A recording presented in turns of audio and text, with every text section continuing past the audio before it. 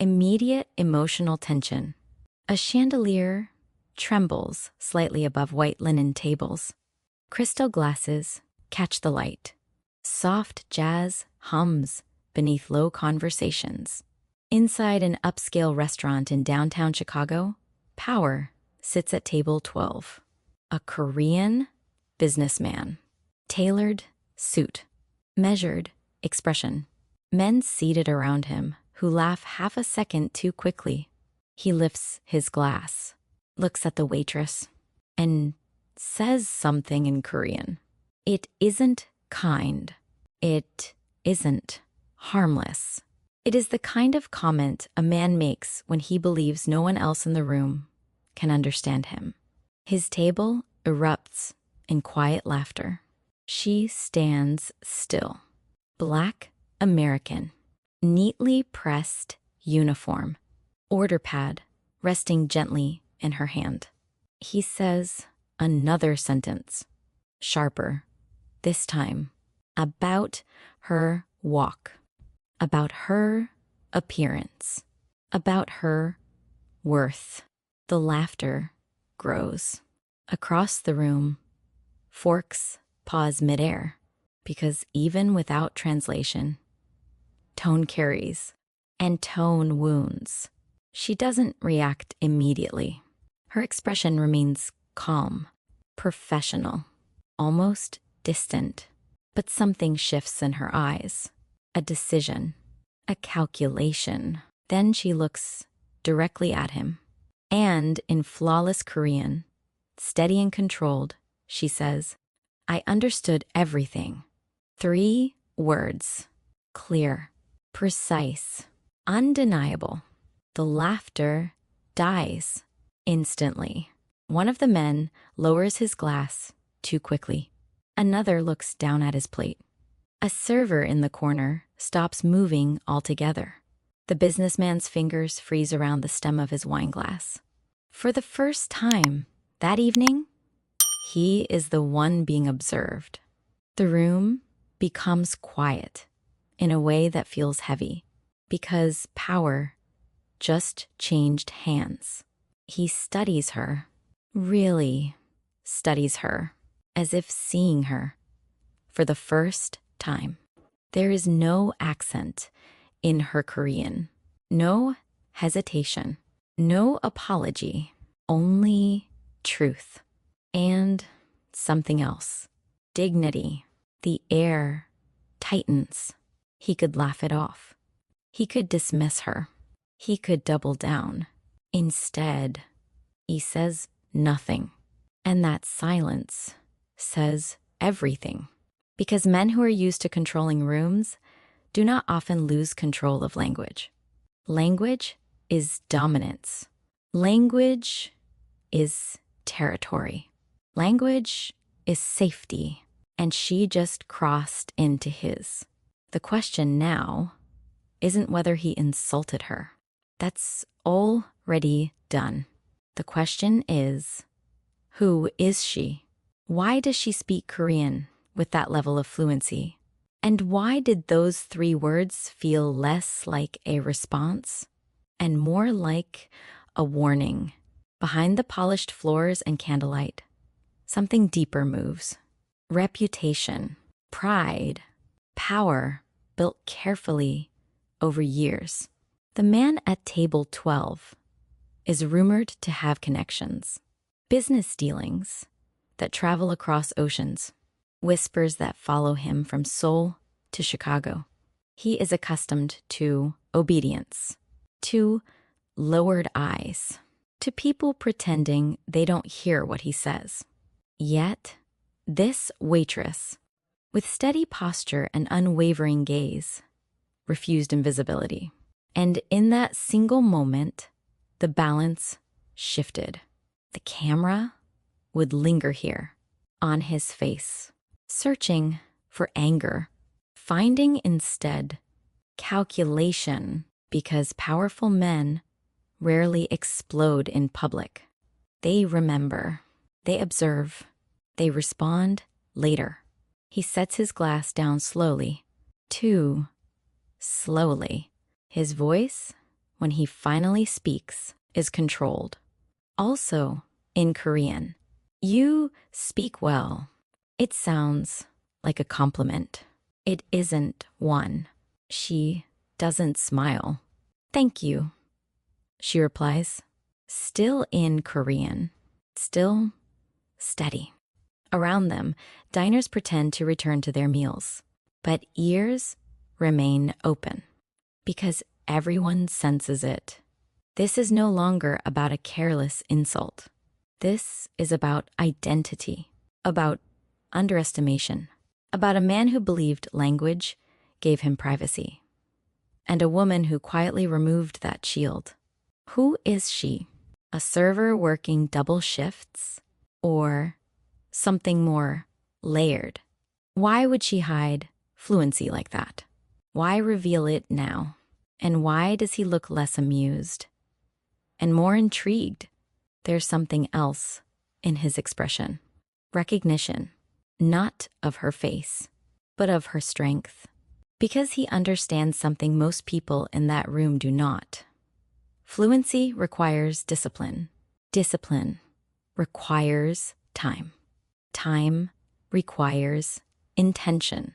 She didn't learn his language by accident. And people who invest that deeply in understanding are rarely simple. He leans back in his chair. The men around him wait for a cue, a signal. Should they laugh?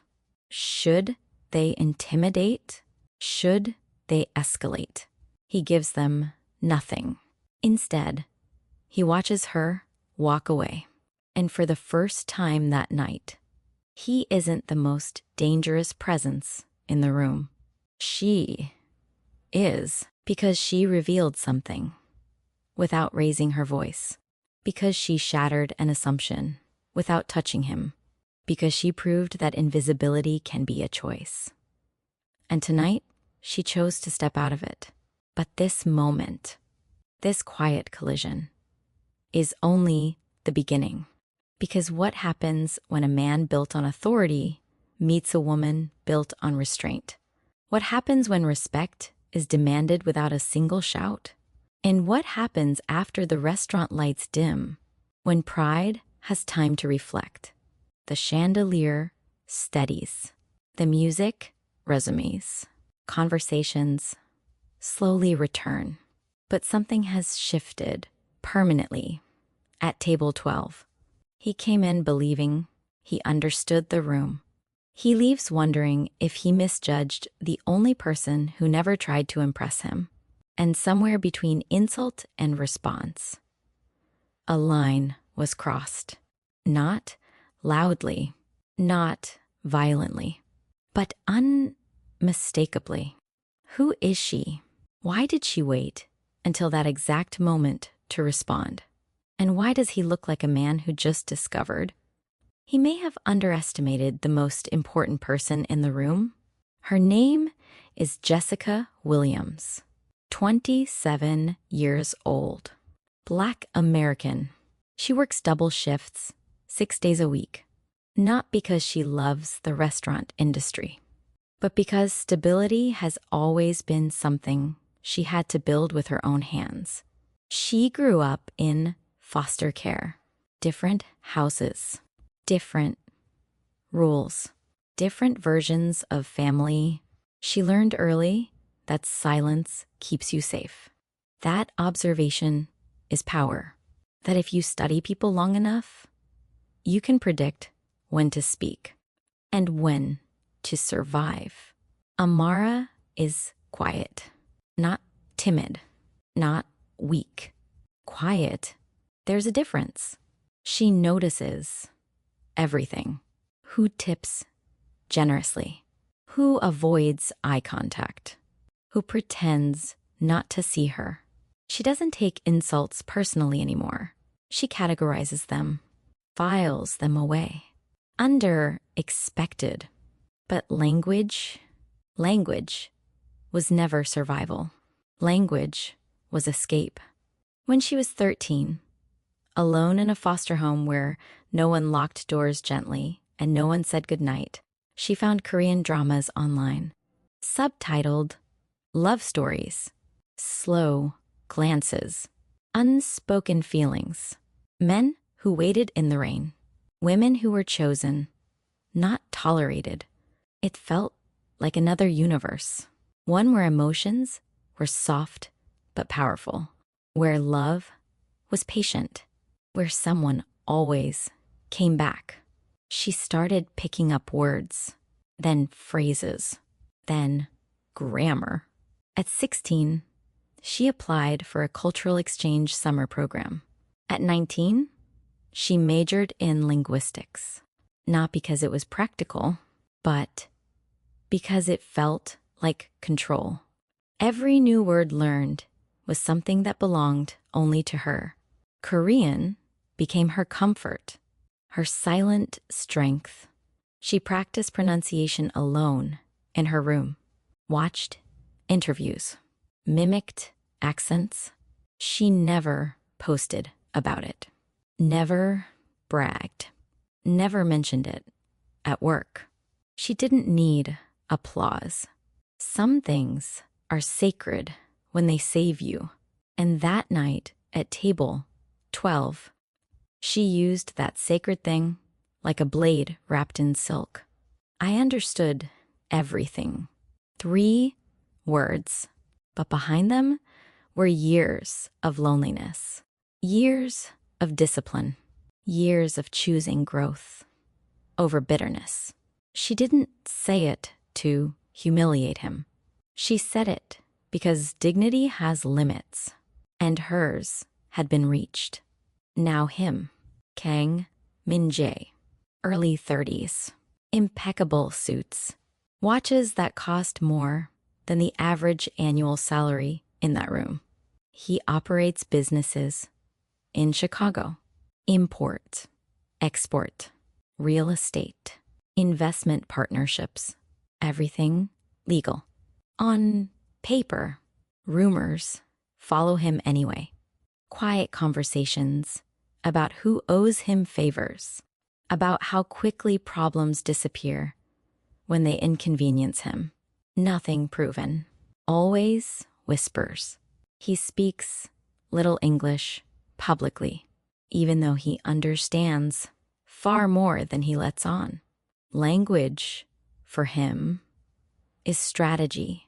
When he speaks Korean, he controls the narrative. He decides who is included, who is excluded. He carries himself like a man who controls rooms, because most of the time, he does. He doesn't smile easily. Smiles imply vulnerability. He doesn't trust easily. Trust implies weakness, and he does not apologize. Apologies imply fault. He was raised to believe power must be maintained at all costs.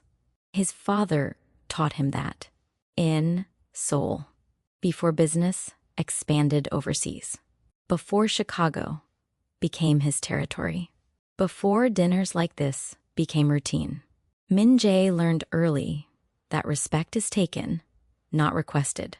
That hesitation invites challenge. That softness can be exploited. So he built armor, perfect posture, measured tone, careful alliances. He became the man people lower their voices around, the man whose presence shifts conversations. And yet, when Jessica answered him in Korean, he felt something unfamiliar. Not anger, not embarrassment, something sharper. Recognition, because fluency is earned, and earned things deserve acknowledgement. For the rest of that dinner, he barely touched his food. His men noticed. They grew cautious. He was thinking about her pronunciation, about her calmness, about the fact that she did not tremble.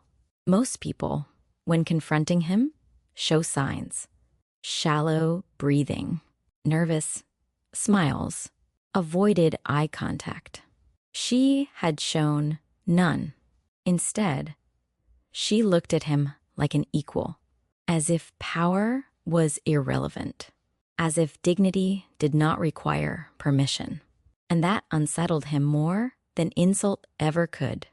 After the restaurant closes, Jessica counts tips in the staff room.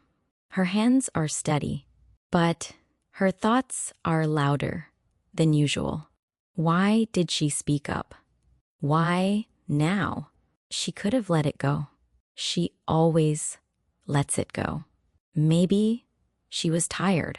Maybe she was tired of shrinking. Maybe she wanted, just once, to remind someone that invisibility is not the same as ignorance. She doesn't know that upstairs, in a private office he rents occasionally for meetings, Min-jae sits alone. No laughter now. No audience. He replays her voice in his mind. Perfect Seoul dialect. No Americanized rhythm. He tries to remember her face before tonight. He can't. That bothers him. How many times has she served him? How many times did he overlook her completely? He is not accustomed to overlooking threats. And while she isn't a threat, she disrupted his certainty. That is rare. He tells himself, it's nothing, a moment, a novelty, but something lingers. Not attraction, not yet. Something deeper, curiosity. And curiosity for a man like him is dangerous, because curiosity requires attention, and attention creates attachment. The next week, he returns, earlier than usual, alone. The hostess hesitates before seating him.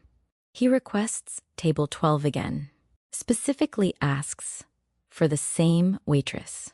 Amara feels the shift when she sees his name on the reservation list. Her co-workers whisper, "Be careful." He looked intense last time. She nods, professional mask in place. When she approaches the table, he is already watching her.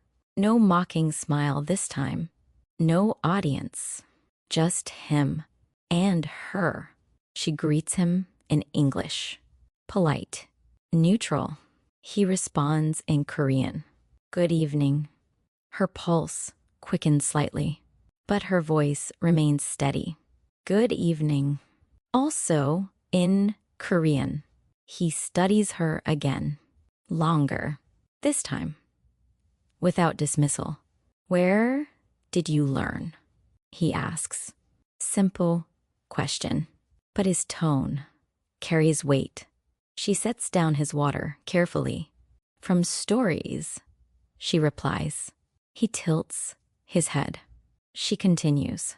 Stories where people were seen. It isn't an accusation, but it lands like one. He looks away, briefly, as if considering that answer more seriously than expected. The tension between them now is different, less confrontational, more searching, because beneath power and pride, two people are sitting across from each other who understand something similar. Loneliness. She hides hers behind quiet resilience. He hides his behind authority, and neither of them are used to being understood, especially not by someone unexpected. As the evening unfolds, their conversation stretches longer than a normal server-customer exchange. He asks about dialect differences. She explains regional accents. He challenges her on slang. She counters easily. There is a subtle shift happening, not visible to the rest of the room, but undeniable between them. He isn't speaking to her like staff anymore. He's speaking to her like someone worth listening to. And for Jessica, that recognition is unfamiliar.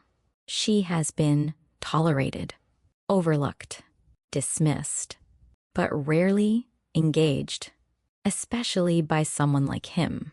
Yet, she remains careful because power doesn't disappear in one dinner, and rumors don't vanish because of conversation. She knows who he is said to be.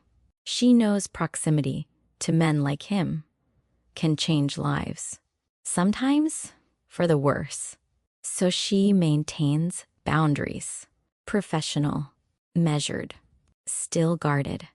But when he leaves that night, he pauses before stepping out, looks back at her, and says quietly, in Korean, "Thank you for correcting me." It's not an apology. He doesn't apologize, but it's something, and something, for a man like Kang Min Jae, is monumental. The door closes behind him, and Jessica feels something shift again, this time inside herself, because sometimes love doesn't begin with attraction. It begins with respect. And sometimes the most powerful connection starts with 3 simple words. I understood everything, but the real question now is, what happens when 2 people who built walls for survival start noticing the cracks? He visits the restaurant weekly, always the same table, always the same hour, always surrounded by men who laugh too loudly and check their phones too often. Table 12 becomes predictable in its rhythm. Expensive whiskey, private jokes in Korean, short nods from staff who know better than to linger. For the first few weeks, he barely notices her. Jessica moves like she always does. Efficient, composed, observant. She refills glasses before they empty, clears plates before they clutter, speaks only when necessary. To him, she is part of the background. To her, he is a pattern, a man who commands space without asking for it, a man whose presence makes managers stand straighter, a man who has never once looked at her long enough to see her, until one night. The restaurant is busier than usual. A private event upstairs. The kitchen running behind. Jessica is covering 3 sections. Table 12 is louder than normal. One of his associates makes a joke that drifts too far. Another orders a second bottle before finishing the first. Min Jae leans back in his chair. He watches her approach with their drinks. And in Korean, casually, without lowering his voice, he says, "She moves like she owns the place. Doesn't even look special." The men laugh. It's not vicious laughter. It's comfortable, entitled, the kind that assumes safety, assumes invisibility. She hears it. Every word, the pronunciation crisp, the tone dismissive. For half a second, something flickers in her chest. Not surprise. She has been underestimated before. Not anger. Anger is loud. This feeling is quieter. It's recognition of the pattern. Men who mistake confidence for arrogance. Men who think service equals submission. She sets the glasses down gently, one by one, her hands steady, her face unchanged, because silence has protected her before. Silence kept her safe in foster homes where opinions weren't welcome. Silence kept her employed in workplaces where speaking up cost shifts. Silence allowed her to observe people long enough to understand them. So she stays silent. But something changes that night. She doesn't shrink. She doesn't rush away. She doesn't lower her eyes. Instead, she watches him, not boldly, not challengingly, just directly, as if measuring him the way he has measured everyone else his entire life. And for the first time, he notices. It's subtle. A pause between sentences, a flicker of curiosity. Because most people, when insulted in a language they don't understand, react to tone. They stiffen. They frown. They retreat. She does none of that. She looks at him like she's filing something away, like she's cataloging him. And men like King Min-jae are not used to being cataloged. He meets her gaze briefly, long enough to register that it isn't empty. There's intelligence there, awareness, and something else, composure. He breaks eye contact first, returns to his conversation, but something unsettles him. Why didn't she flinch? Why didn't she react? Why did it feel like she heard more than she should have? Across the dining room, Amara continues her shift, but her awareness sharpens. She notices the way he taps his thumb against his glass when he's thinking, the way the others watch him before laughing, always checking for approval, the way his voice lowers slightly when he gives instructions. Power doesn't need volume. It needs confidence. And he has plenty of that. Yet beneath it, there's restraint. He doesn't overindulge, doesn't lose control, doesn't raise his voice. He's disciplined, calculated, which makes the casual insult stand out more. It wasn't careless. It was habitual. The kind of remark made by someone who rarely expects consequences. That realization settles into her chest, not as hurt, as understanding.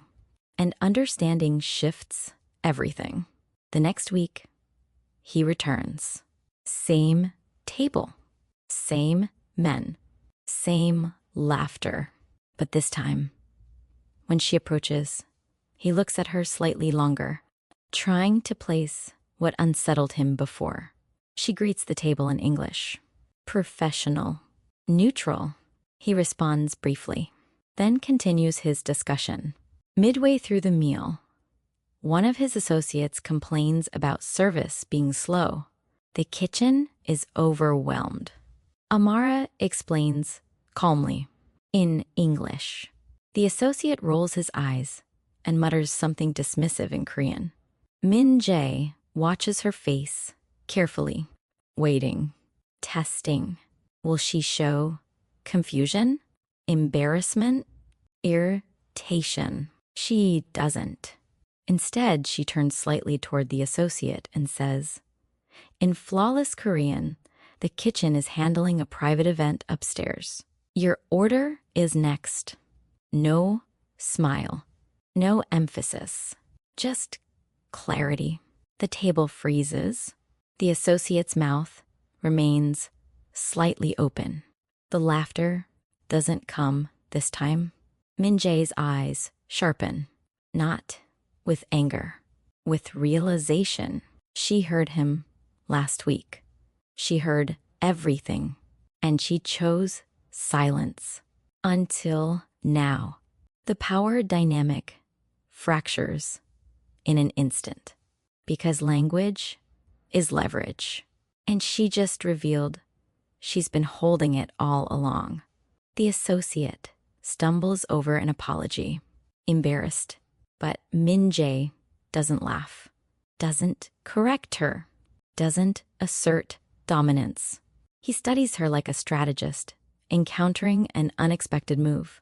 Why reveal it tonight? Why this moment? Why him? She doesn't wait for his reaction.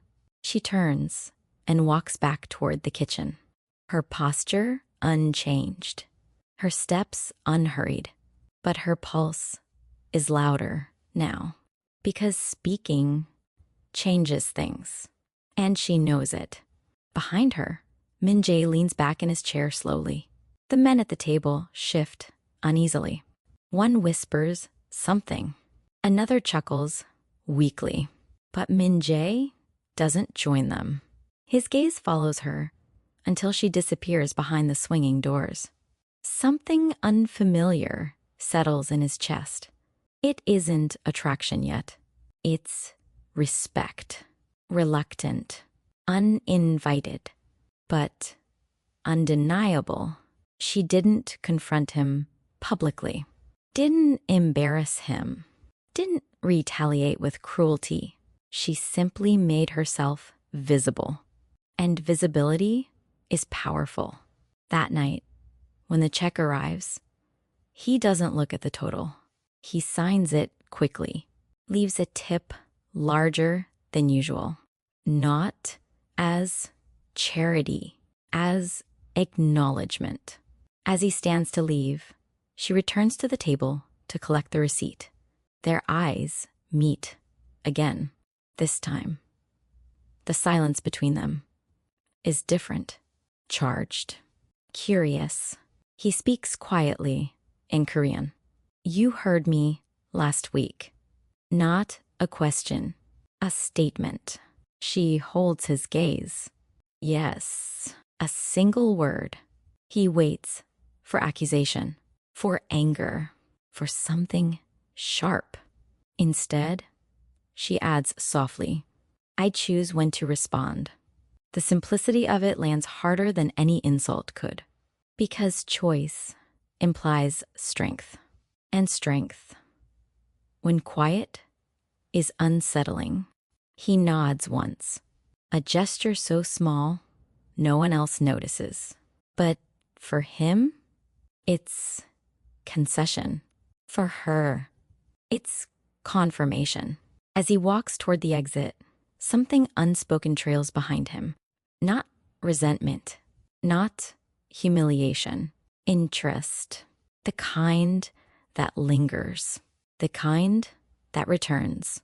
And as the restaurant doors close behind him, Jessica exhales slowly. She doesn't smile. She doesn't celebrate, but she feels it. A shift, not in the room, in him, and perhaps in herself. Because the first conflict in every love story isn't attraction, it's perception. He thought she was invisible. She proved she wasn't. He thought she was ordinary. She revealed depth. Now the tension isn't whether he will insult her again.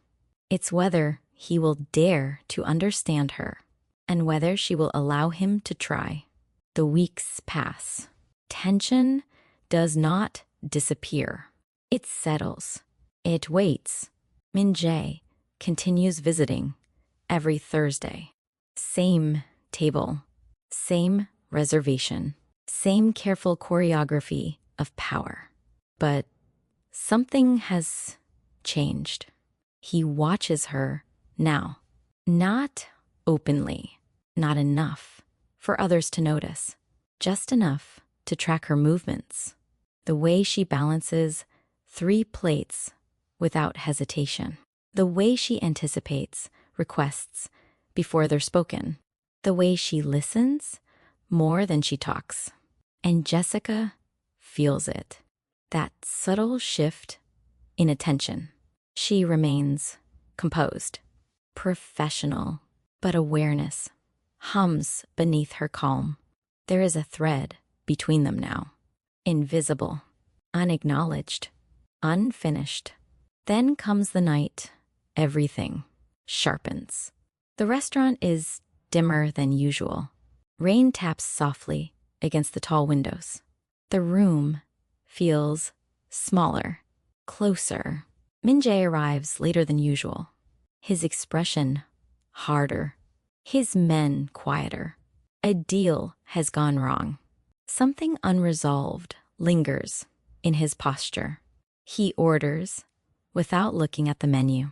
Whiskey. Neat. Jessica approaches the table with steady steps. She senses the tension immediately, not just in him, in the entire table. One of the men mutters something under his breath in Korean as she sets down the glass. Min-jae responds, his tone colder than before.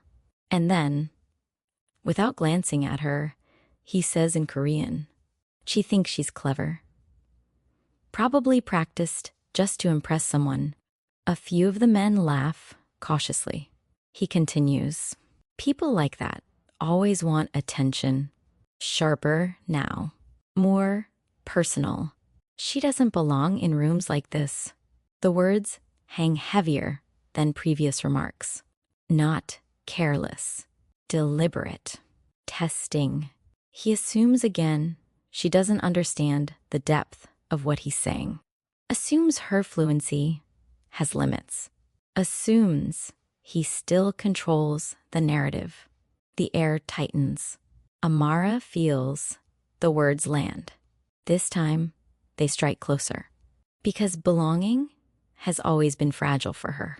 Foster homes, classrooms, workplaces.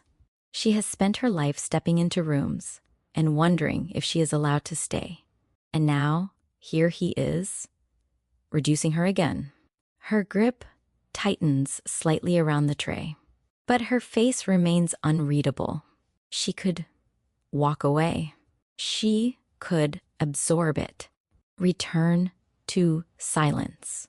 But something inside her shifts.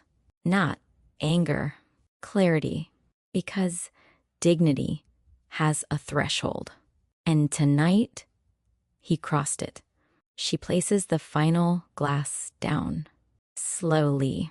Then she straightens, looks directly at him, and in flawless Korean, calm and unwavering, she says, I understood everything.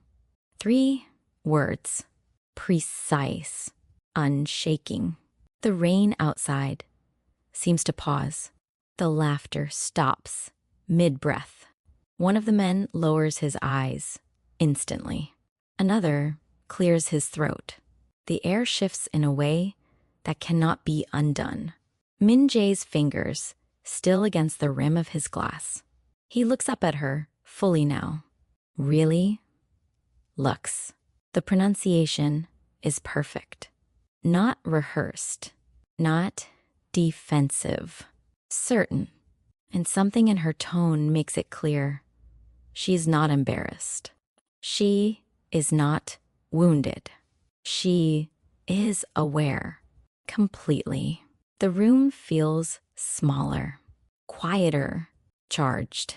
For the first time since he began coming to this restaurant, she isn't invisible. She stands in front of him like an equal, and he knows it. He studies her carefully, searching for mockery, for hostility, for challenge. He finds none, only steadiness. And that steadiness unsettles him more than outrage ever could. Because anger is easy to dismiss. Composure is not. There is no trembling in her voice. No break in eye contact. No apology for understanding. The men at the table shift uncomfortably. They are used to watching him dominate conversations, used to seeing others back down. But she does not step away, and waiting in this moment feels powerful. Min-jae leans back slowly in his chair, his expression unreadable. Not angry, not embarrassed, just surprised. Surprised that she allowed him to speak that far before responding. Surprised that she chose this exact moment. Surprised that her voice carries no resentment, only fact. I understood everything. There is no accusation in it, but there is a boundary, a line drawn quietly. He feels something unfamiliar tighten in his chest. Not humiliation, recognition. She gave him space to correct himself. And he didn't. She gave him the benefit of doubt, and he sharpened the blade. And now she has taken control back without raising her voice. He speaks, finally, also in Korean. Then why didn't you interrupt sooner? A dangerous question. Softly asked. She doesn't hesitate. Because I wanted to see how far you would go. The honesty lands harder than his insult. One of his associates shifts in his seat. The power dynamic tilts visibly now. She is no longer reacting. She is evaluating.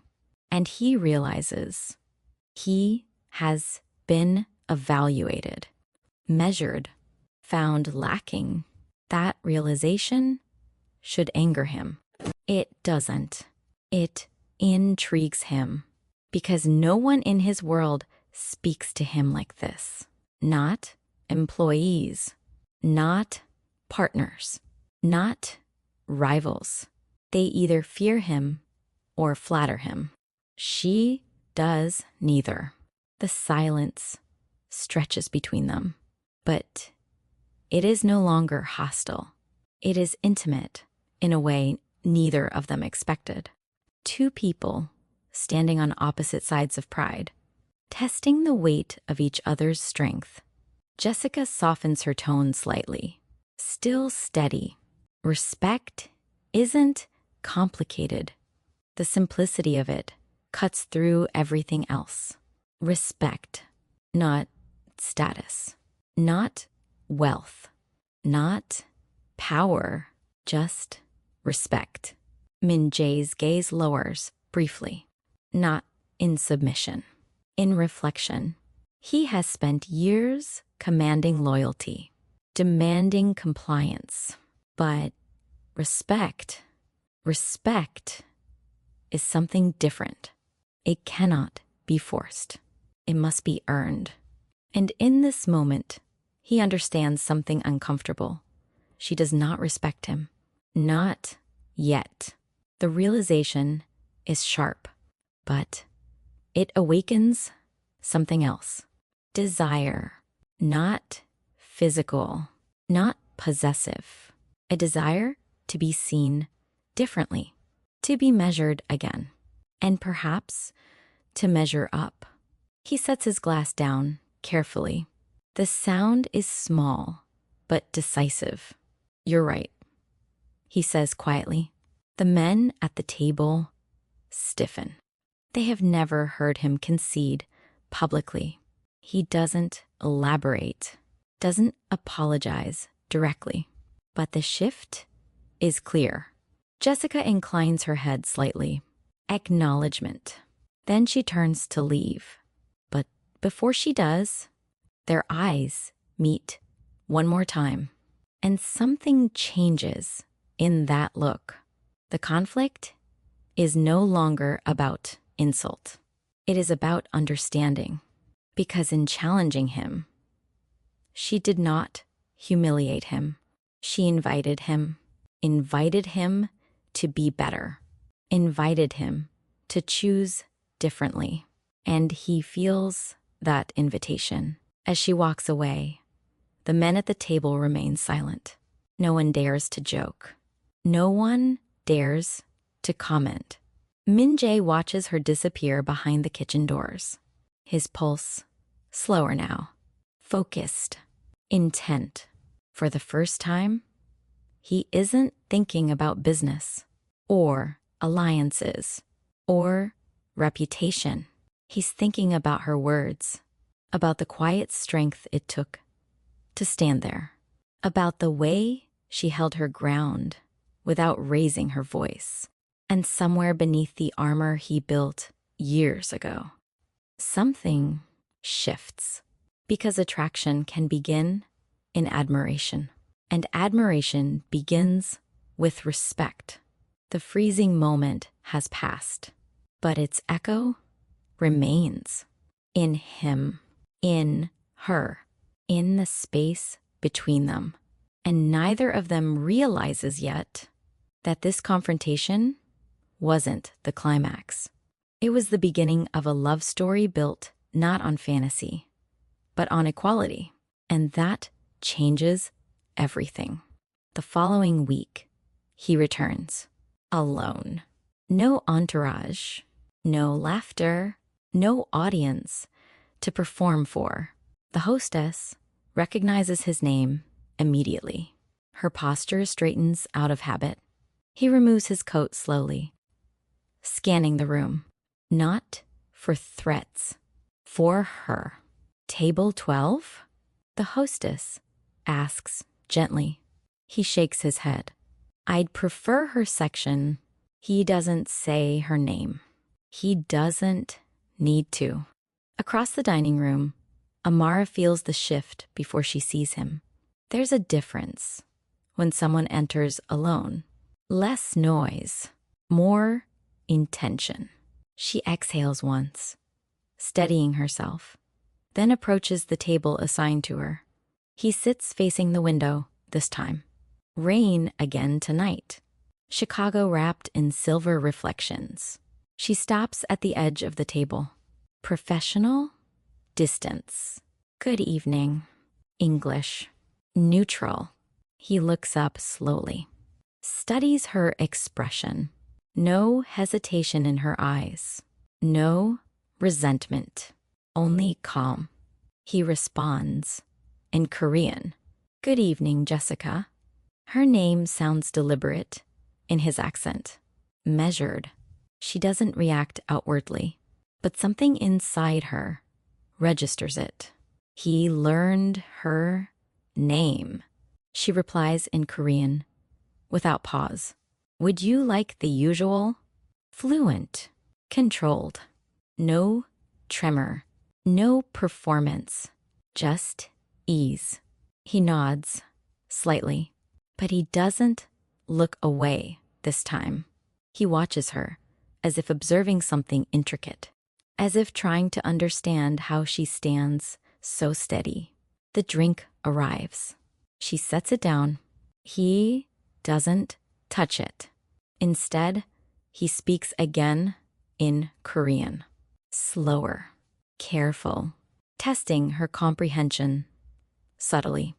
He references a regional idiom, a nuanced phrase that most second language learners struggle with. She answers naturally, correctly, without effort.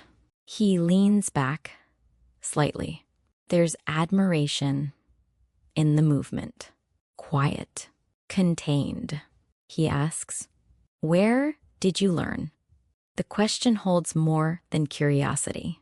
It carries history, expectation, perhaps even doubt. She meets his gaze evenly. From people who didn't underestimate me. There is no bitterness in her tone, only truth. The words settle between them like something sacred. He almost smiles, almost. The corner of his mouth shifts before discipline pulls it back. For the first time in years, someone has spoken to him without fear, without calculation, without trying to gain favor, and didn't flinch. It unsettles him in the best possible way, because most interactions in his life are transactions, negotiations, power exchanges. This is something else. He studies her more closely now. The way she stands, balanced. The way her voice doesn't rise or soften to please. She is not trying to impress him. She is simply being herself. And that feels rare, dangerously rare. He gestures lightly toward the empty chair across from him. Sit. It's not a command. It's an invitation. She hesitates. Professional boundaries flash in her mind. But the restaurant is slow tonight. Her manager occupied. And something about his tone feels different. Less control. More request. She remains standing. I'm working. A gentle reminder, not rejection. He nods once, accepting the boundary without challenge. That alone surprises her. Most men like him push. He doesn't. Instead, he asks another question. In those stories you mentioned, the ones where people were seen, did they always find what they were looking for? It's an unusual question, not about language, not about grammar, personal. She considers it carefully. They didn't always find what they wanted, she says softly, but they found who they were. He absorbs that. The rain against the window grows steadier. The restaurant lights reflect in the glass between them. For a moment, the world feels smaller, contained to this table, to this conversation. He swirls the whiskey in his glass absent-mindedly. You speak like someone who's had to prove herself. I have, she replies. No elaboration, no self-pity, just fact. He nods slowly. I was raised to never show weakness. And did it work? She asks, gently. The question lands deeper than she intended. He holds her gaze longer this time. Yes, a beat. But it gets lonely. The honesty slips out before he can retrieve it. A crack in the armor. Small, but real. Jessica doesn't look surprised. She doesn't pity him. She simply acknowledges it. Strength and loneliness aren't the same thing. She says quietly, you can choose one without the other. He studies her like she's speaking a language beyond Korean. Something more personal, more dangerous. Because she isn't intimidated by him, but she isn't impressed either. She sees him. And that feels unfamiliar. He realizes something uncomfortable. He wants her respect, not compliance, not admiration for his power. Respect. And respect requires change. The air between them softens slightly. Not romantic yet, but intimate, in understanding. He asks about her studies. She tells him about linguistics classes, about phonetics, about how different languages shape identity. He listens carefully, not interrupting, not correcting. For the first time, his questions aren't strategic. They're curious. She speaks about growing up in foster care, briefly, without dramatics. He doesn't interrupt that either. Instead, he says quietly, you built yourself. She nods once. Yes. He exhales slowly, as if that realization weighs something inside him. Because he inherited his power, trained for it, groomed for it. She constructed hers from nothing. That difference matters. A server passes by, glancing at them. The shift in dynamic is visible now. He isn't dominating the space. He's sharing it, and she isn't shrinking. She's grounded. He finishes his drink, but doesn't rush to leave. Instead, he asks, do you regret speaking up that night? She doesn't hesitate. No. Why? Because silence protects you. She says softly, but it also erases you. The words linger. He feels them more than he shows, because his entire life has been built on strategic silence, on unspoken agreements, on emotions locked behind discipline. And here she is, suggesting that silence can cost something too. He leans forward slightly, lowering his voice. If I underestimated you, it wasn't because you lack presence. She waits. It's because I'm used to being the one who defines it. That is the closest he has ever come to apology. She recognizes it for what it is. A step, not a full surrender, but movement. I don't need you to define me. She replies gently, I know. And for the first time, he truly does. There is a pause, but this one feels warm, less tense, more open. The rain begins to slow. The restaurant hums quietly around them. Two people from entirely different worlds sitting across from each other, both guarded, both disciplined, both accustomed to surviving alone. Yet something fragile is forming. Not passion, not yet. Respect first, understanding next. And beneath that, a question neither of them has dared to ask. What happens when two strong people stop measuring each other and start meeting in the middle? He stands, finally, places enough cash on the table to cover the bill generously. But this time, the gesture doesn't feel transactional. It feels appreciative. Before leaving, he pauses beside her, close enough that his presence is felt. Not threatening. Steady. You speak beautifully. He says quietly in Korean. She doesn't blush. Doesn't deflect. Thank you. He hesitates. Then adds, so do you. It's a simple exchange. But something shifts again. Because language was once his shield. Now it's their bridge.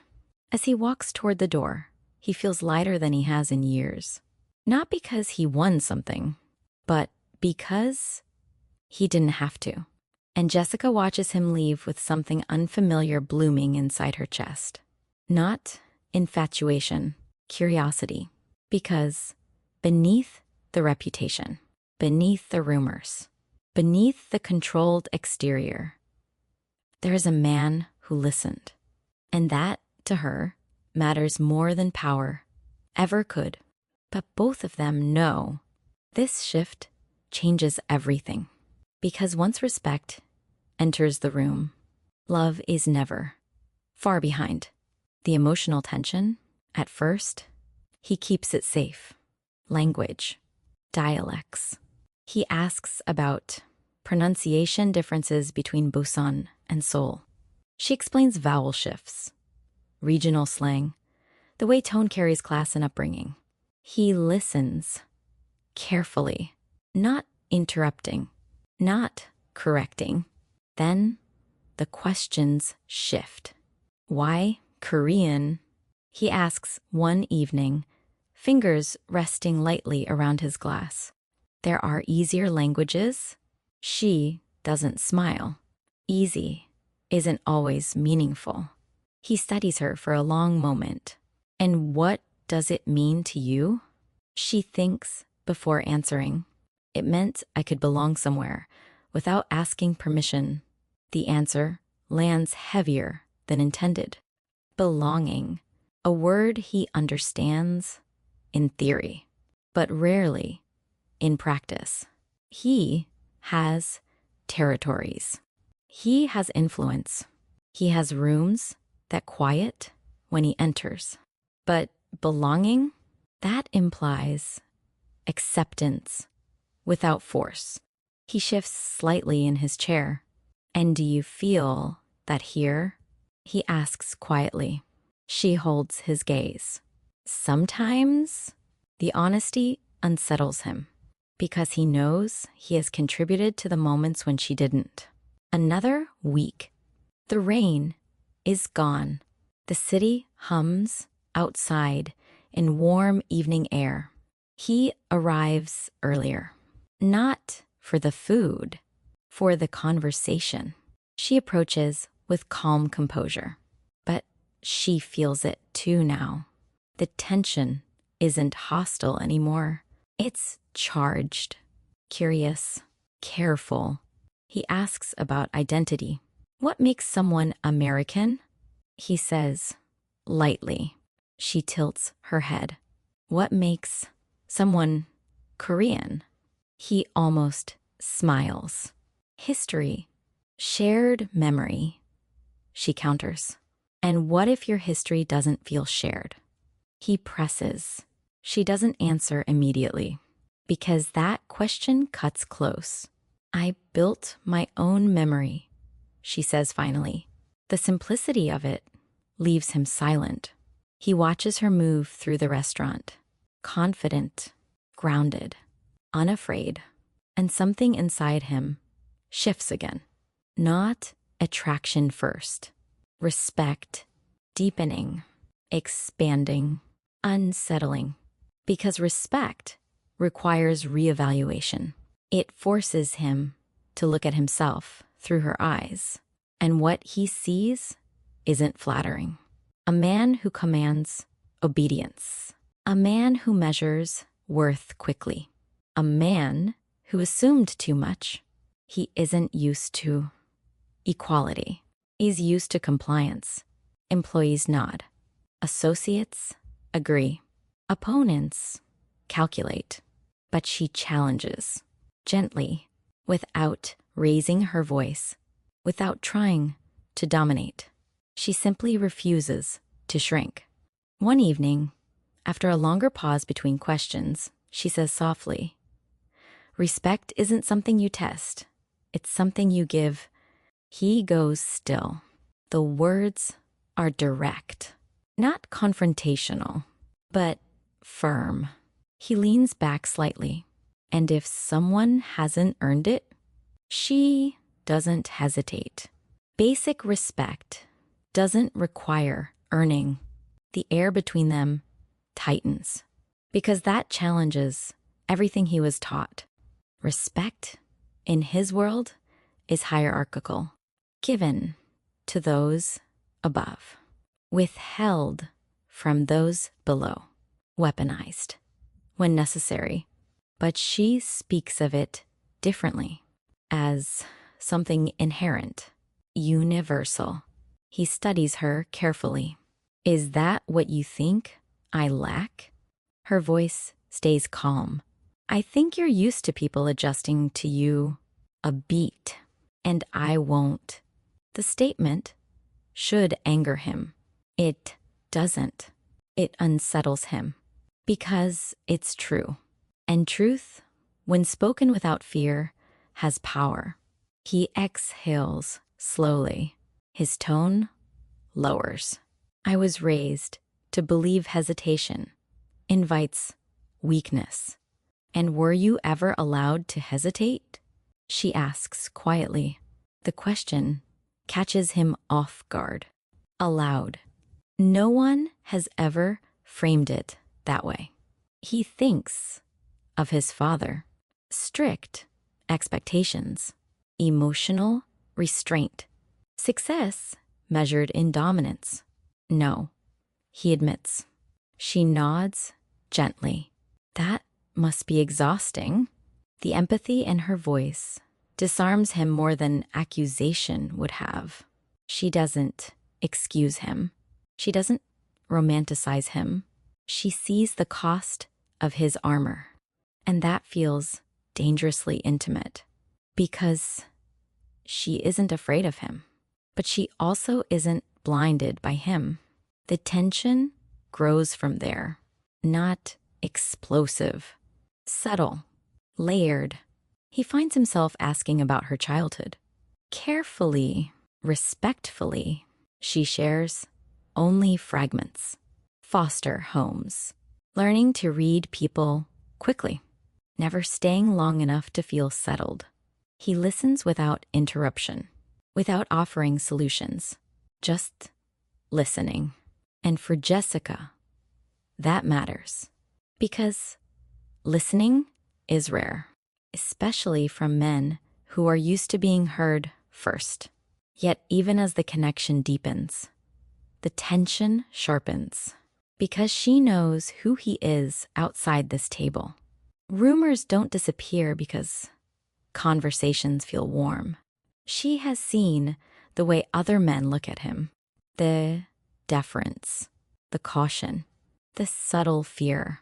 And sometimes, when he thinks she isn't watching, she notices the hardness return to his expression when he answers certain phone calls. There are parts of his life she does not ask about. Not yet, but they linger, unspoken. And he feels it too. Her distance, the line she never crosses. She never asks for his number, never suggests meeting outside the restaurant, never flirts. She keeps her boundaries intact, professional, intentional. He is not used to that restraint. In his world, attention comes easily. Interest is expressed boldly, but she moves differently, deliberate, guarded, and that restraint draws him closer instead of pushing him away. Because, for the first time, he wants something he cannot command. He wants her trust, not her compliance. And trust is slow, earned, fragile. One evening, after a particularly long silence between them, he asks quietly, "Do you think someone like me can change?" The vulnerability in the question surprises even him. She doesn't answer immediately because the answer matters. "I think people change when they decide who they want to be," she says softly. "And who do you want me to be?" He presses. Her gaze holds steady. "That's not my choice."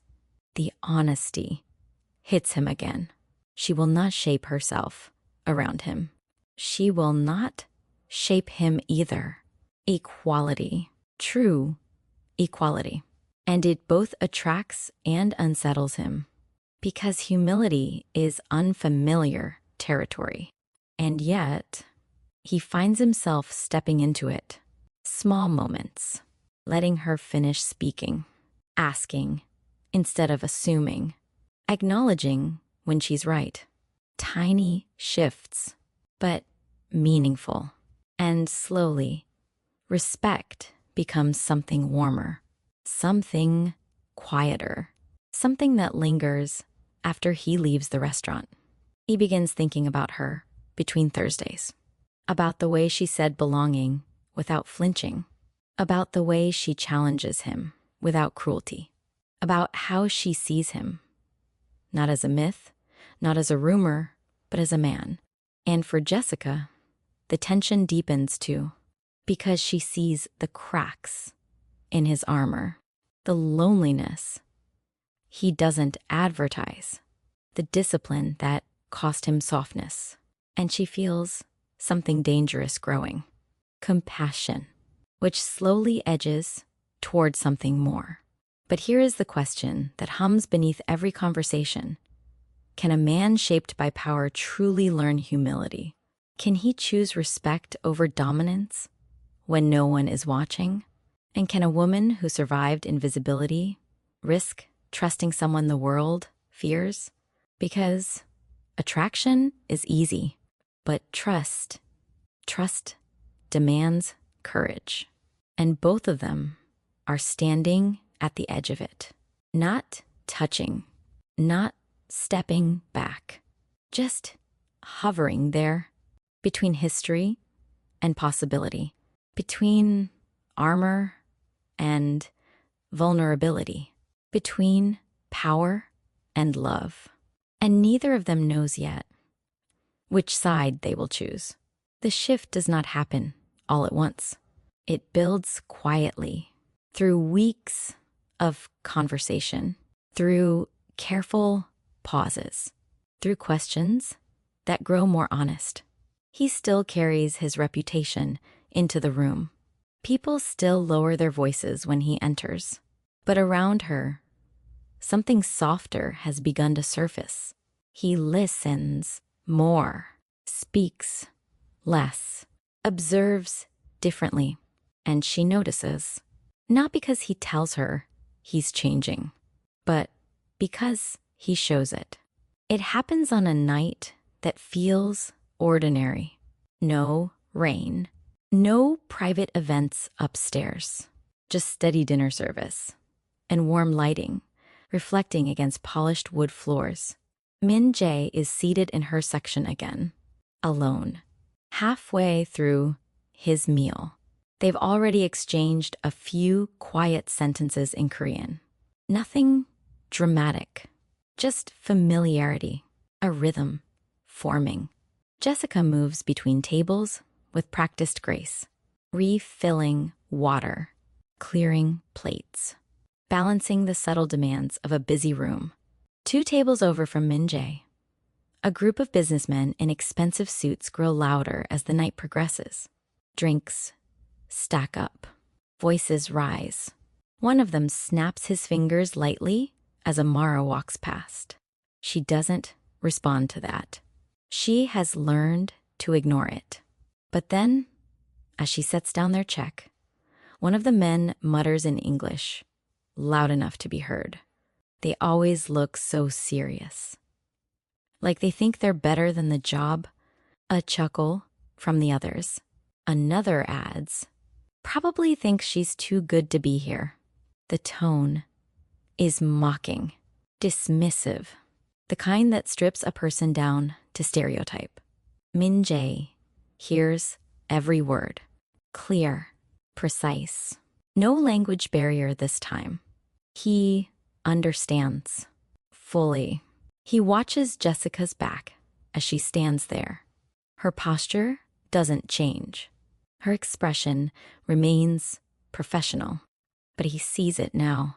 The microsecond tightening in her shoulders, the way her breath slows deliberately. She has endured this before, many times. He recognizes the composure because he carries his own version of it. And suddenly, he sees it from the outside. The dismissal, the casual cruelty, the entitlement.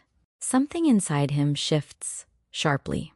Weeks ago, he stood in the same position, making assumptions, believing himself untouchable, believing she couldn't understand.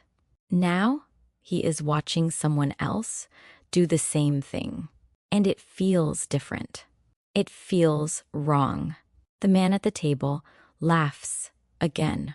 Maybe she's practicing for something better. The others smirk. Amara nods politely and begins to turn away. And that's when Min Jae stands. Not abruptly, not theatrically. Calm, controlled, protective. He steps toward the table. The entire room notices immediately. Because when a man like him stands, people pay attention. He doesn't raise his voice. He doesn't glare. He simply looks at the man who spoke. Measured, direct. You should be careful, he says evenly. The table quiets. The mocking man scoffs lightly. Excuse me? Min Jae's tone remains steady. You speak about her like she cannot hear you. A beat. She can. The room stills. The businessman shifts in his seat. It was a joke. No, Min Jae replies calmly. It wasn't. The silence spreads outward. Forks pause. Conversations fade. Amara stands frozen a few feet away, heart pounding, because this isn't part of the script she knows. She is used to absorbing, deflecting, enduring, not being defended. Not by someone like him. Min Jae continues, voice low but unmistakable. Respect is not complicated. The words echo back to her. Her words, given back to the world through him. The man at the table flushes slightly. This doesn't concern you. It does, Min-jae says evenly, because how you speak to people reveals who you are. The calmness in his delivery is more powerful than shouting. He doesn't threaten, doesn't posture, but the authority in his presence is undeniable. The other men at the table fall silent. No one laughs now. After a tense moment, the mocking customer mutters something under his breath and looks down at his bill. Min-jae holds his gaze 1 second longer, then steps back, returns to his table, sits as if nothing extraordinary has happened. But everything has changed. The room slowly resumes motion. Conversations pick up hesitantly. Glasses clink again, but the silence that just passed feels different from the one weeks ago. That first silence was shock. This one is awareness. Amara walks back toward his table slowly. Her pulse hasn't steadied yet. She stops in front of him. He doesn't look triumphant, doesn't look proud. He simply meets her eyes, and for a moment, neither of them speak. She searches his expression for motive, for ego, for control. She finds none, only certainty. You didn't have to do that, she says quietly. He shakes his head once. Yes, he replies. I did. The simplicity of it disarms her. He didn't step in to impress her. He didn't step in to dominate the other table. He stepped in because he understood, because he saw it from the outside, because he recognized the line when it was crossed and chose not to cross it again. She feels something unfamiliar swell in her chest, not just gratitude, recognition, because change isn't declared, it's demonstrated, and he just demonstrated it without theatrics, without demanding acknowledgement. The silence between them now feels warmer, more intimate.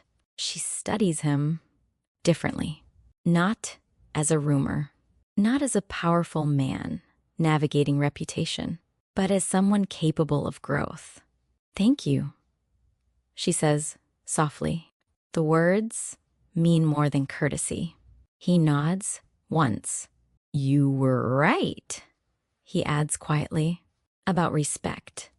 She inhales slowly, because that is not something he says lightly. The room continues moving around them. But at table 12, something irreversible has happened. The balance has shifted again, not through confrontation this time, through choice, through action. She realizes something in that moment. People can change, but only when they're seen. And she saw him weeks ago, challenged him, refused to shrink. And now he has seen himself through her eyes and chosen differently. The tension between them deepens, but it softens too, because attraction built on admiration is one thing. Attraction built on integrity is something else entirely. As she walks away to continue her shift, she feels the weight of possibility settle gently inside her. Dangerous, hopeful, uncertain. Because this isn't just about him defending her. It's about what it means. If he can change here, in public, without reward, without pressure, then maybe he can change elsewhere too.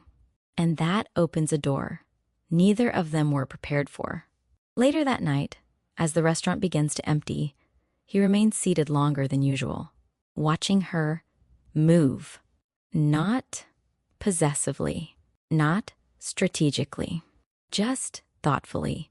And for the first time, he doesn't feel like the most powerful person in the room.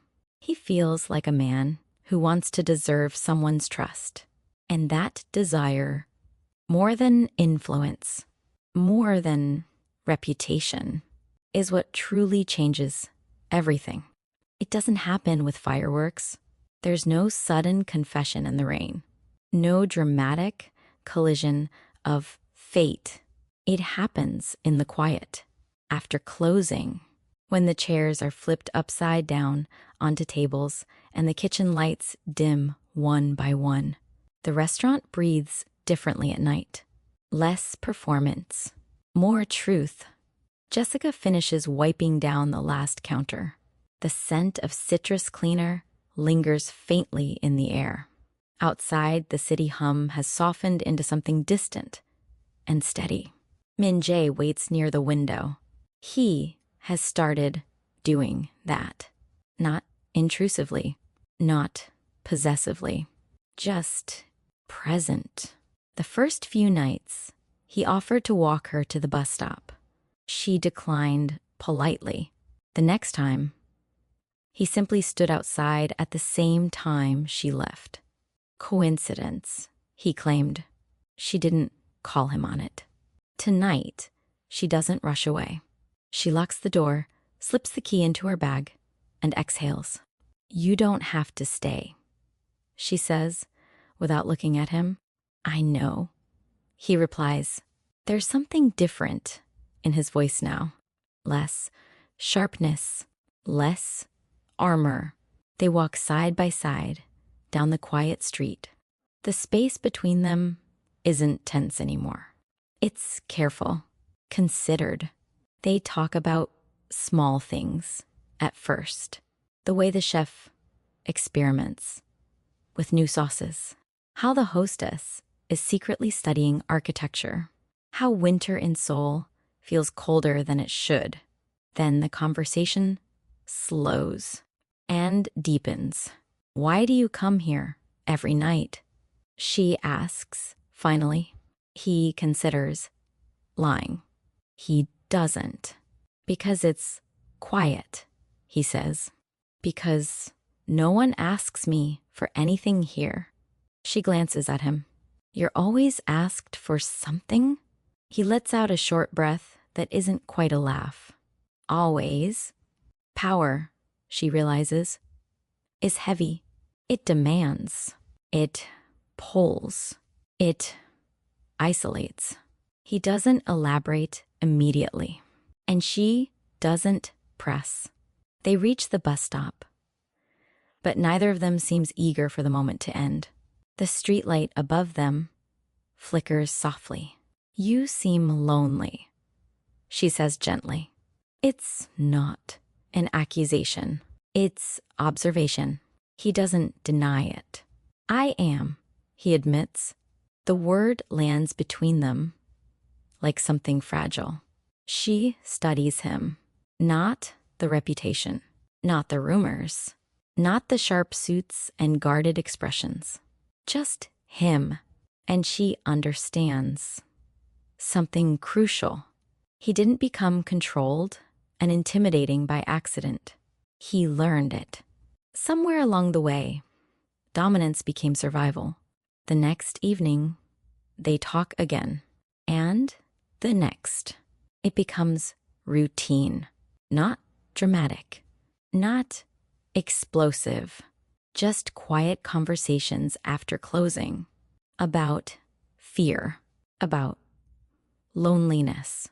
About wearing masks so long, you forget where your face ends and the armor begins.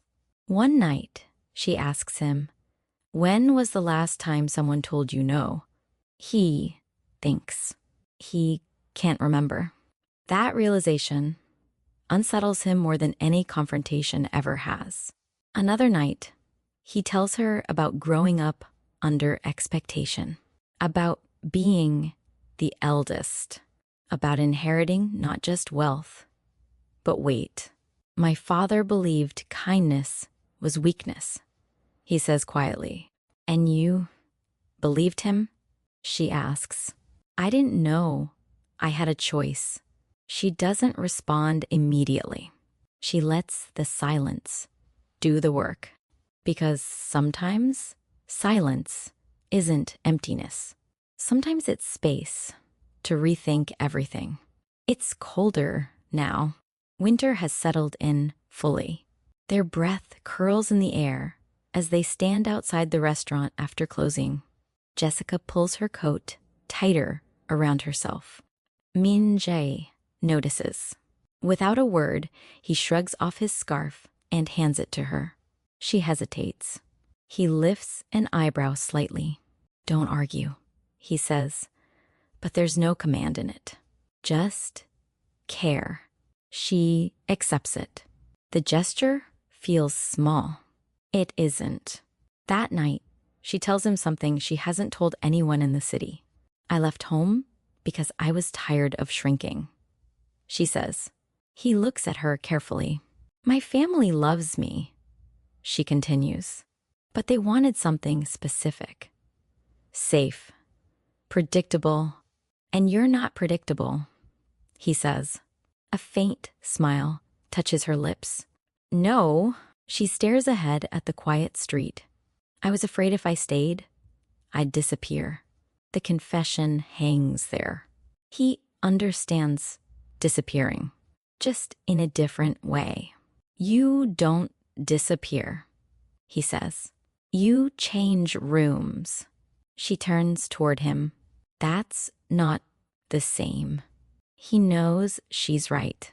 She studies him for a long moment before speaking again. Power without kindness, she says slowly, is just another cage. The words settle into him deep. He doesn't react immediately because he feels the truth of it. He has spent years believing power meant freedom. But what if it has only been another set of walls?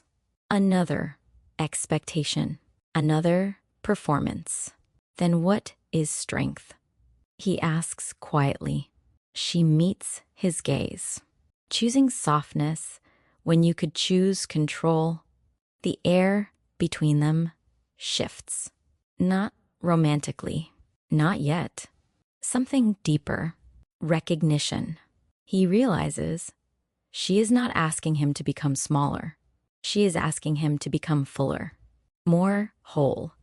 For the first time in his life, he considers that dominance might not be the strongest position. That maybe restraint, compassion, dignity require more courage. Weeks pass. The restaurant staff notice the change. Min Jae no longer commands rooms with silent intimidation. He listens more, tips generously, but without spectacle, greets people by name. When a delivery driver drops a crate of glassware one afternoon, Min Jae kneels to help clean it up. No audience, no performance. Jessica watches from across the room and feels something shift inside her. Not infatuation, not fantasy, trust. Because change that lasts isn't loud. It's consistent. One evening, after an especially long shift, she sits across from him at his table long after closing. No pretense of leaving. No hovering at the edge of goodbye. Just two people sharing space. You're different, she says softly. So are you, he replies. She tilts her head. How? You don't flinch around me anymore.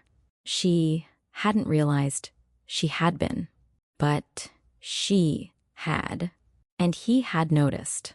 That awareness does something to her chest, tightens it, warms it. He reaches across the table slowly, not assuming, not claiming, just offering. She looks at his hand, then places hers in it. It's simple, No fireworks. No dramatic declarations. Just warmth. Real. Steady. You scare me, she admits quietly. He nods. I know, but not because you're powerful, she adds. Then why? Because I can see you. The words land deeper than anything else she's said. He swallows. Because being seen is more terrifying than being feared. Being feared requires armor. Being seen requires honesty. I don't want to hurt you, he says. She squeezes his hand gently. Then don't. It sounds easy. It isn't. But it's clear. And clarity is its own kind of safety. Their first kiss isn't urgent. It isn't driven by tension snapping at last. It happens slowly, outside the restaurant. Snow beginning to fall in soft, hesitant flakes. He brushes a strand of hair from her face, pauses, gives her space to step back. She doesn't. She steps closer. And when their lips meet, it's not possession. It's question, answer, permission. It feels like two people choosing each other in real time. Not because of power, not because of mystery, but because of understanding. When they part, foreheads resting together, he exhales shakily. I don't know how to do this, he admits. Neither do I, she says softly. Good, he replies. Then we'll learn together. The lesson doesn't arrive as a speech. It unfolds in moments, in the way he asks instead of assumes, in the way she challenges instead of withdraws, in the way they both refuse to shrink to make the other comfortable. Sometimes the strongest moment isn't revenge, it's dignity. Sometimes the bravest act isn't dominance, it's softness. And sometimes love doesn't begin with being chosen. It begins the moment someone sees you clearly. Your sharp edges, your fears, your history, your loneliness, and stays. Not to control you, not to fix you, but to stand beside you. Min-jae once commanded silence through intimidation. Now he earns it through respect. Jessica once endured invisibility with quiet resilience. Now she stands fully visible beside someone who understands her strength. They are not perfect. They will argue. They will stumble. They will unlearn years of survival habits. But the foundation is different. It isn't built on fear. It isn't built on power. It's built on recognition. And that is stronger than anything either of them has ever held before. Because the real turning point was never the confrontation in the restaurant. It was the moment he chose to listen. And the moment she realized she didn't have to shrink to be loved. Spring comes quietly. The snow melts into silver streams along the sidewalks. The air softens. The city exhales. Inside the restaurant, nothing looks dramatically different. The tables are still polished. The lights still warm. The hum of conversation still steady. But something intangible has changed. Min-jae no longer sits alone in the corner. He sits beside her sometimes, not as an owner of the space, not as a man claiming attention, just as someone at ease. The staff greet him casually now. They laugh with him. They tease him, and he lets them. Power that once required distance now chooses proximity. Jessica moves through the room with the same grace she always had. But there is no shrinking anymore, no bracing, no invisible armor beneath her smile. When customers speak sharply, she answers steadily. When they speak kindly, she softens. And when someone underestimates her, she no longer rushes to prove them wrong.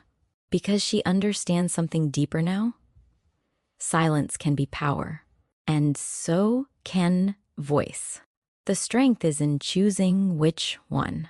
One evening, long after closing, they sit on the restaurant steps. The city lights reflect in the windows behind them. He leans back on his hands. She watches the street. Do you ever think about that night? He asks quietly. The first one? She replies, when I assumed you didn't understand. She smiles faintly. You were very confident. I was very wrong. She studies him. You weren't wrong because you didn't know. She says gently. You were wrong because you didn't ask. He nods slowly. There it is again. The lesson. Curiosity over assumption. Kindness over dominance.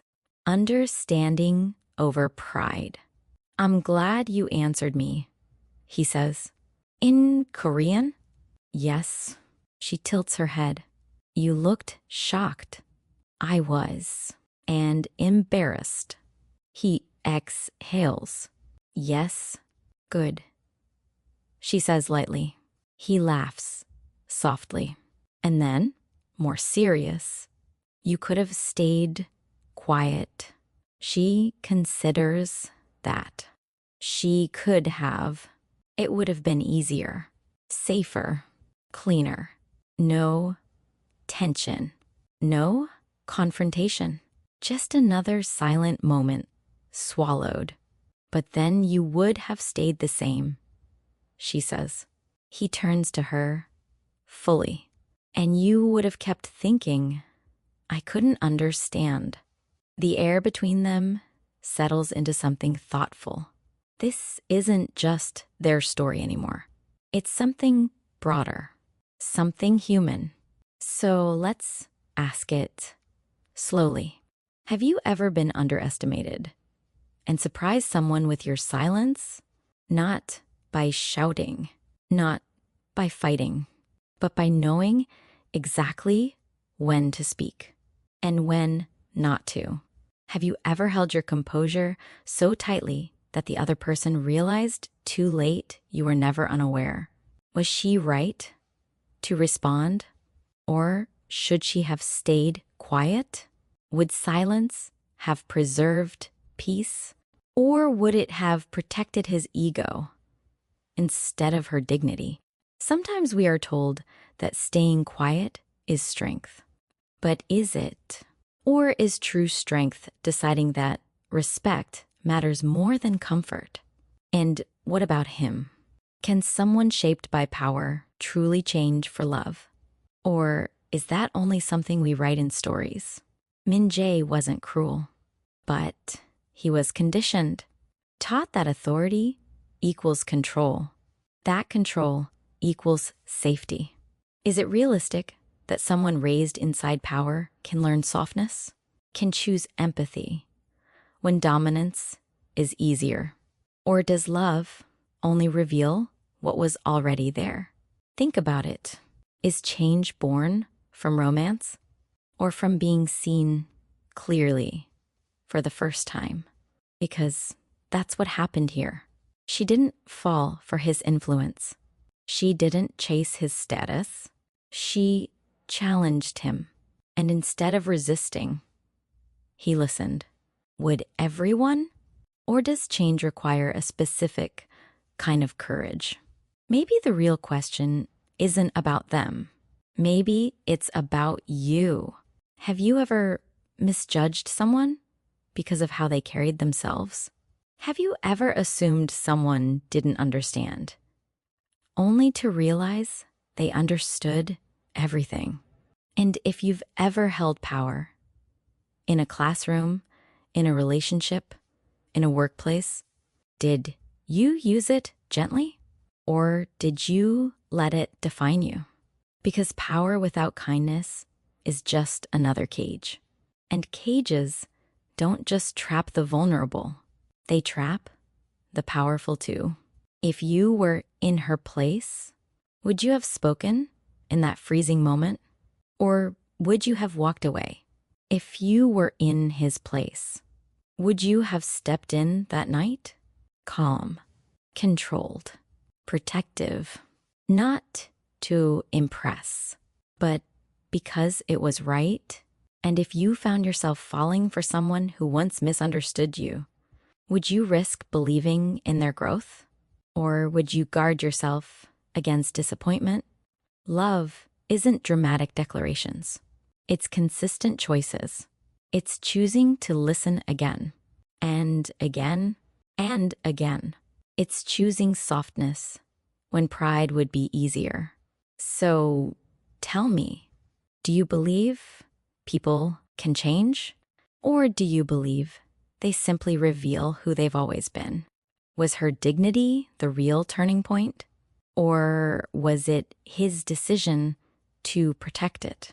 And when someone truly sees you fully, clearly, without shrinking you, without fearing you, without controlling you, is that where love begins? Share your thoughts. I want to know, have you ever surprised someone who underestimated you? Do you think she handled it the right way? Can someone shaped by power truly choose kindness for love? Comment your perspective, because every story changes depending on who's telling it. And maybe somewhere in your answer, there's another version of this story waiting to be written.